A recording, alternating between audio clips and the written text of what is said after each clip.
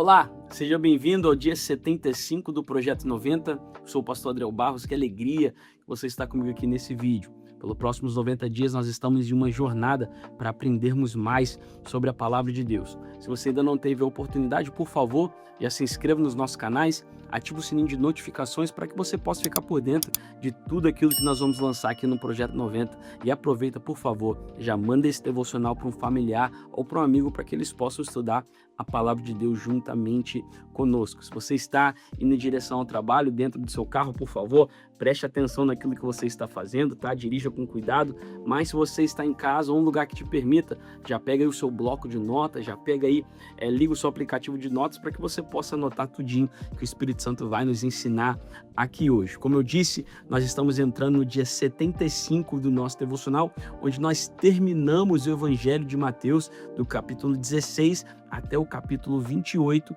e também entramos ali em Marcos capítulo 1 até Marcos capítulo 2, tá bom? Muita coisa boa aconteceu, a gente poderia tirar várias lições dessa leitura, a gente podia tirar muitas histórias lindas, né, que nós podíamos tirar lições para o nosso 2026, mas eu queria focar em uma com vocês, e essa história está no livro de Mateus, Evangelho de Mateus, capítulo de número 19, tá? E verso de número 16. Estou com minha Bíblia aqui aberta para que a gente possa conversar um pouco sobre essa história. E ali nós vamos encontrar a história do jovem rico. A história do jovem rico. Eu tenho certeza que você já ouviu falar sobre essa história também. Nós vamos ver essa história, essa mesma história repetida na Bíblia duas vezes, tá? Ela vai estar em Marcos capítulo 10, ela vai estar em Lucas capítulo de número 18 também. Ela se repete mais duas vezes. E existem coisas riquíssimas que nós podemos aprender dentro dessa história do jovem rico, tá? Eu queria começar a destrinchá-la um pouco com vocês para que a gente possa aprender mais coisas sobre essa história, tá bom? A Bíblia vai nos dizer que existiu um menino que se chegou perto de Jesus, se aproximou de Jesus e fez uma pergunta a Jesus. Olha a pergunta que ele fez. Ele falou: mestre, o que farei de bom para eu ter a vida eterna? Algumas versões vão dizer: mestre, o que eu farei de bom para herdar a vida eterna? Jesus respondeu na hora, porque eu acho que Jesus notou, percebeu a intenção do coração daquele menino, tá? E Jesus pergunta: por que você me pergunta sobre o que é bom? Tá? Ele fala assim: há somente um que é bom. Olha o que Jesus está falando. Jesus nota algo automaticamente sobre esse jovem. Esse jovem está basicamente perguntando: o que eu devo fazer de bom para merecer o reino de Deus? Para eu merecer a eternidade. O que esse menino está falando? O que eu posso fazer no meu poder, com as minhas mãos, com a minha influência, com o meu dinheiro, para eu poder conquistar o reino de Deus? E Jesus nota isso automaticamente. Ele fala: por que você está me perguntando o que você precisa fazer para ser bom, né? Para que seja algo bom para você herdar o reino de Deus? Só tem um que é bom. Olha como Jesus já quebra a perna dele. Jesus fala: só existe um que é bom, que é Deus, certo? Deus ali, Jesus estava notando que a intenção do coração daquele menino estava errada. E quantas vezes nós achamos, e aqui vai uma lição que você precisa escrever, quantas vezes nós achamos que nós merecemos estar onde nós estamos? Ou pior, que nós conquistamos o espaço que nós temos no reino. Muitos de nós às vezes pensamos que aquilo que nós carregamos é por mérito, é porque nós fizemos por onde, é porque nós somos o bambambam, é porque nós pregamos bem, cantamos bem, e não é nada disso. A realidade é que tudo que nós temos e tudo aquilo que nós conquistamos não foi pela força do nosso braço, mas foi porque Deus permitiu que acontecesse. Então, quando esse jovem pergunta para Jesus e pergunta para ele: olha, o que eu tenho que fazer de bom para herdar o reino dos céus? Ele está falando, na verdade: Jesus, o que eu preciso fazer do meu jeito? O que eu preciso conquistar para que eu possa provar para você que eu mereço estar no céu? A realidade é que não tem como provarmos isso para Jesus, porque nós não somos bons o suficiente. A única razão que nós chegaremos na eternidade com Cristo foi porque um justo puro morreu em nosso lugar, se entregou por mim e por você e carregou o peso dos nossos pecados. Na verdade, o peso do pecado da humanidade inteira. É o único motivo que nós estamos achegados a Deus e um dia iremos morar na eternidade com Deus, foi porque Jesus entregou a sua vida por nós. Tá? Então não existe nada de bom que você possa fazer, né? Nada que seja mérito seu que vai te chegar mais perto de Jesus. Agora, existem coisas assim que podem nos arrancar da presença de Deus. Quando esse menino pergunta para Jesus o que eu preciso fazer de bom, Jesus fala: você apenas precisa seguir os mandamentos. Você não precisa provar nada para mim, apenas siga a direção que eu dei para você. Apenas siga aquilo que eu deixei escrito para os profetas, para o pessoal do Antigo Testamento, apenas siga isso, né? E ele vai e adiciona. Ele não apenas fala do Velho Testamento, do Antigo Testamento, mas ele fala também no Novo Testamento. Ele fala: ó, você não vai matar, você não vai furtar, você não vai fazer ídolos, você vai amar o seu próximo como a si mesmo. A Bíblia está lá, está escrito. Então, Jesus está dando a esse menino todo o direcionamento que ele precisa para chegar no reino do céu. Só que esse menino, a gente vê a prepotência dele, tá? Porque desde o começo ele está perguntando para Jesus, fazendo uma pergunta meio prepotente, né? Dizendo: Deus, o que eu tenho que fazer de bom para entrar no céu? Jesus falou: você não precisa fazer nada de bom, tá bom? Na verdade, só existe um que é bom e é Deus. E depois disso, o menino fala: tá bom, então o que eu preciso fazer? Jesus fala: você precisa seguir os mandamentos.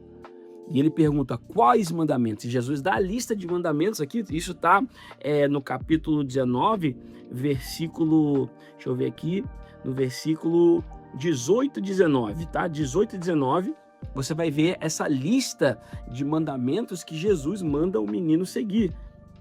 Só que, assim que Jesus termina de explicar esses mandamentos, o jovem fala assim: mas eu tenho obedecido tudo isso. Senhor, então é fácil, eu já estou no céu, porque eu sou o bambambam, eu sou perfeito, eu já tenho seguido todos esses mandamentos. Mas a realidade é que Jesus conhece o coração desse jovem, assim como Jesus conhece o nosso coração. E às vezes nós deixamos e permitimos a prepotência entrar na nossa mente, no nosso coração, assim como esse jovem fez. Olha, ele já tinha na sua mente que ele era bom o suficiente para entrar no reino do céu. Quando Jesus dá a lista de mandamentos para ele, ele fala: Senhor, eu já tenho feito tudo isso. Eu já tenho praticado todas essas coisas. Mas Jesus conhecia o coração. E aqui vai uma lição riquíssima para você, por favor. Não permita que a prepotência entre no seu coração a ponto de você dizer que aquilo que você tem ou aquilo que você conquistou, aonde você chegou, é pela força do seu braço. É porque você é bom, é porque você conseguiu, é porque você conquistou. A realidade é que sim, existe um esforço da nossa parte, mas se não fosse a presença de Deus conosco, se não fosse o Espírito Santo de Deus nos guiando, nos direcionando, nos protegendo no nosso dia a dia, realmente nós não chegaríamos a lugar nenhum. E Jesus notou isso no coração do jovem rico e falou: olha, tá bom, você tem seguido todos os mandamentos? Ótimo, perfeito. Jesus já sabia, já sacou ali o que estava acontecendo no coração e na mente daquele menino. Então Jesus fala: então faz o seguinte, já que você é tão bom, já que você tem seguido todos os mandamentos, volta para casa, vende todas as suas coisas, vende tudo aquilo que você tem, dê aos pobres e vem e volta e me siga. Olha, Jesus fez uma proposta para esse menino para que ele pudesse seguir a Jesus. Será que se esse menino falasse sim, ele se tornaria um dos apóstolos, né, que morreram por Jesus, que pregaram a palavra, que foram os fundadores da igreja? Talvez, mas Jesus conhecia a intenção do coração daquele menino. Olha o que a Bíblia vai dizer, que no momento que o jovem rico escuta a proposta de Jesus, ele se entristece. Por que ele se entristece? Porque o coração dele estava completamente ligado ao tesouro que ele tinha. Jesus já conhecendo isso, Jesus já sabendo de todas as coisas, olha para aquele menino e fala assim: olha, você está agindo como se você fosse, né, o inspetor da moral. Você é a polícia da moral, você está vivendo uma vida 100% perfeita. Mas você quer ser perfeito realmente? Quer entrar no reino do céu? Vai lá, volta e vende aquilo que prende o seu coração.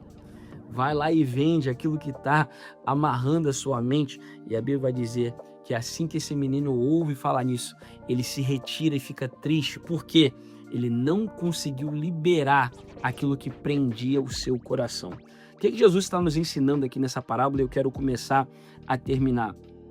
Primeiramente, não é o nosso mérito, não são as coisas boas que nós fazemos que nos faz herdar o reino dos céus, né?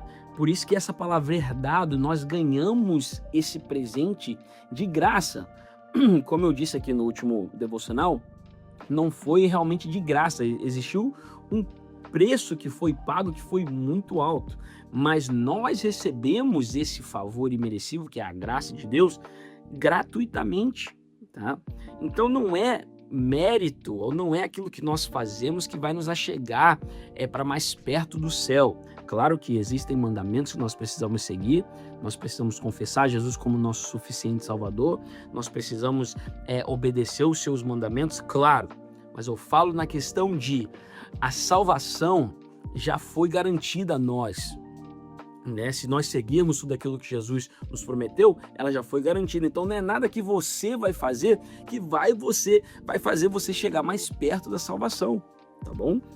Então o que Jesus está nos ensinando aqui não é mérito nosso. E segunda coisa que Jesus está nos ensinando, nós precisamos realmente largar, deixar de lado as coisas que estão amarrando o nosso coração. Porque nós falamos e achamos que vivemos uma vida, né, moralmente perfeita. Mas Jesus faz uma pergunta para ele: você quer ser perfeito?